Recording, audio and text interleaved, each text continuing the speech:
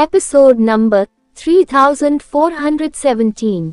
Title reverse stream. Anderson Saini ने सोनल को supreme अवस्था तक पहुंचने में सिर्फ इसलिए मदद की ताकि वह उसकी शक्ति का इस्तेमाल कर सके। ये सिर्फ सोनल की ही बात नहीं है, ये हमारी भी शक्ति है। मोमेंट गॉड के ऐसा कहने के बाद वह बहुत बुरी लग रही थी। लाइट गॉडेस ने क्रेप मर्टल के शरीर से एक बैंगनी धारा निकलती देखी। जाहिर था उसकी शक्ति भी क्षीण हो रही थी। उसने तुरंत कहा, मिस्टर गॉड, जल्दी करिए और जीनो हॉल और यूनिवर्स को अभी रिबूट करिए। पूरा जीनो हॉल हिल रहा था। ऐसा लग रहा था जैसे वह अंतरिक्ष से अलग हो रहा हो। सभी गॉड्स प्रति जानती थी कि वह असल में अंतरिक्ष से अलग नहीं हो रहा था, बल्कि जीनो हॉल यूनिवर्स के नियमों से अलग हो रहा था। उसने यूनिवर्स पर नियंत्रण खो दिया था। जाहिर है ऐसा इसलिए था क्योंकि जीनो टैबलेट की शक्ति बहुत ज्यादा थी। यह नया यूनिवर्सल मैनेजमेंट उपकरण बन गया था। अब ये जीनो हॉल की जगह ले रहा था।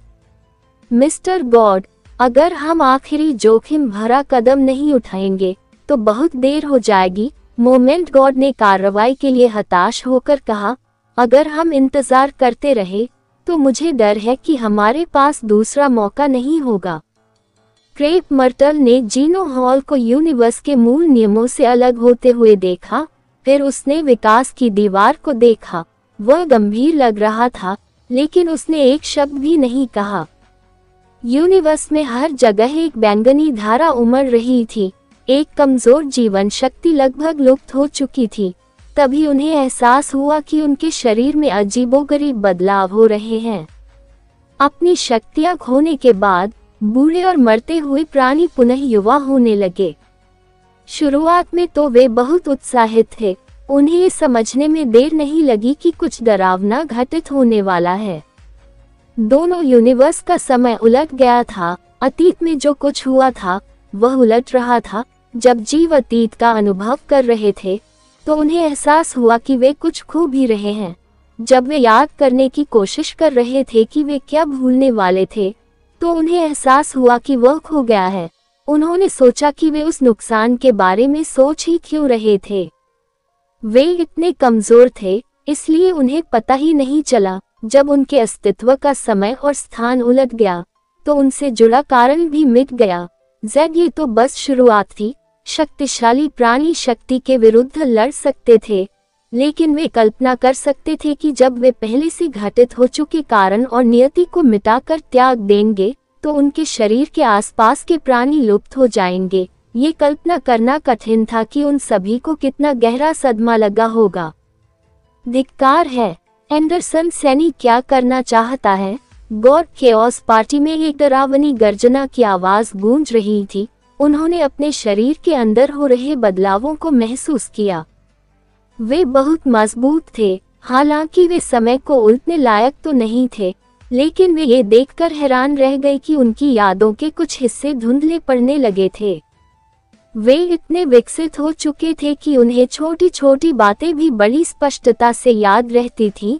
वे चीजें भूलने वाले नहीं थे, इसलिए एक ही संभावना थी, कारण कार्य संबंध मिट रहा था और इसीलिए उन्हें चीजें याद नहीं रहती थीं। जीव जितने ज्यादा शक्तिशाली होते गए, उतने ही ज्यादा डरे हुए होते गए। तब उन्हें एहसास हुआ कि विकास करना कितना मुश्किल है। समय और स्थान का इस तरह उलट जाना उनके लिए एक आपदा जैसा था। इस सब में सबसे डरावनी बात यह थी कि कोई नहीं जानता था कि एंडरसन सैनी समय और स्थान को कैसे और कब उल्टना चाहता था। अगर वह समय और स्थान को उनके जन्म से भी पहले के समय में उलट देता, तो उनके मन में यह सवाल उठता कि क्या उनका अस्तित्व भी होगा। जहां वे अभी हैं वहां पहुंचने की तो बात ही छोड़ दीजिए। कोई भी सटीक रूप से भविष्यवाणी नहीं कर सकता था कि क्या होने वाला है। धिक्कार है, मून गॉड ने कहा। उसके चेहरे पर एक भयानक भाव छा गया। एंडरसन सैनी वास्तव में समय और स्थान को उलट नहीं रहा है। वह बस इस समय और स्थान को मिटाने की कोशिश कर रहा है। वह यूनिवर्स को उस समय में वापस जाने के लिए मजबूर कर रहा है जब उसकी बहन ने उसे अपना ब्लड पल्स दिया था। राजेंद्र ताई ने उसकी शक्ति को क्षीण होते देखा और ठंडे स्वर में कहा, तुम सही हो, समय और स्थान को उल्टा नहीं किया जा सकता, तुम बस इसे नष्ट कर सकते हो। तुम स्लेट को साफ कर सकते हो और सब कुछ नए सिरे से शुरू कर सकते हो। यदि समय और स्थान सचमुच मिट जाएं, तो क्या अतीत का समय और स्थान भी बना रहेगा? मून गॉड ने पूछा। कोई नहीं जानता, क्योंकि पहले किसी ने ऐसा कुछ नहीं किया, राजेंद्र ताई ने कहा। गॉड्स पृथ्वी भी केवल पहले के समय और स्थान में ही वापस जा सकती हैं। वे किसी खास दृश्य में वापस जाती हैं, वे वास्तव में चीजों को उल्टी नहीं है। एंडरसन सैनी ही एकमात्र ऐसा व्यक्ति है जिसने इस तरह सोचने की हिम्मत की है।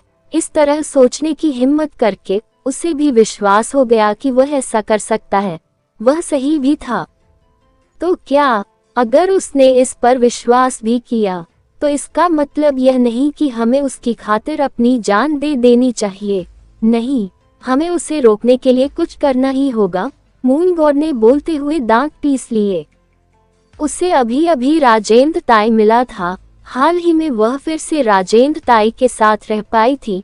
उसके अतीत में घटी घटनाएं उसके लिए आसान नहीं थी। भले ही एंडरसन सैनी चीजों को वापस ला सके, वह अपने अतीत में वापस नहीं जाना चाहती थी। बहुत देर हो चुकी है, राजेंद्र ताई ने कहा। अब एंडरसन सैनी को कोई नहीं रोक सकता। अगर तुम और क्रेप मर्टल मिलकर भी कोशिश करो, तो क्या तुम कामयाब नहीं हो सकते? मून गॉड ने पूछा।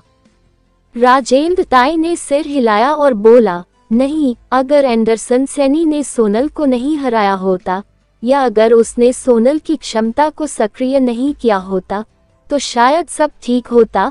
अब उसे कोई नहीं रोक सकता। एंडरसन सैनी की शक्ति लगभग एक यूनिवर्स जैसी है। इसके अलावा उसके पास जीनो टैबलेट और उसकी शक्ति है। जीनो टैबलेट यूनिवर्स का शासक है। ये यूनिवर्स की हर चीज का उपयोग कर सकता है। इसके अलावा एक सोनल जो दूसरे यूनिवर्स के बराबर है।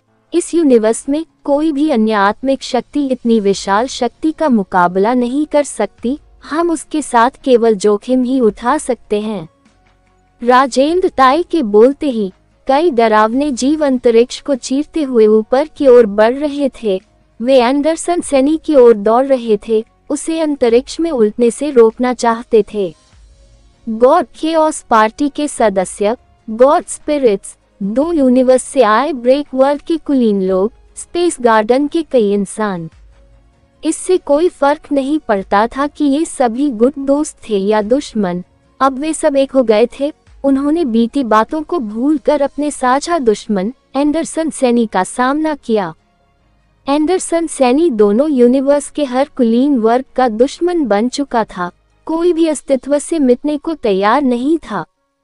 एक डरावनी शक्ति यूनिवर्स की हर चीज पर धावा बोल रही थी। ऐसा लग रहा था कि वह सब कुछ नष्ट कर सकती है। लेकिन एंडरसन सैनी समीरा को पकड़े हुए जीनो टैबलेट के ऊपर बैठा था। वह टैबलेट के ऊपर था, लेकिन वह धीरे से समीरा को देख रहा था।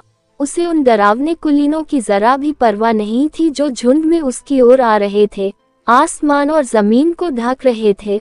उसने उनकी तरफ देखने के लिए अपना सिर भी नहीं उठाया, चाहे वे जीव कितने भी शक्तिशाली क्यों न हो। जैसे जैसे वे एंडरसन सैनी और जीनो टैबलेट के करीब आते गए, उनके शरीर की शक्ति उतनी ही कम होती गई।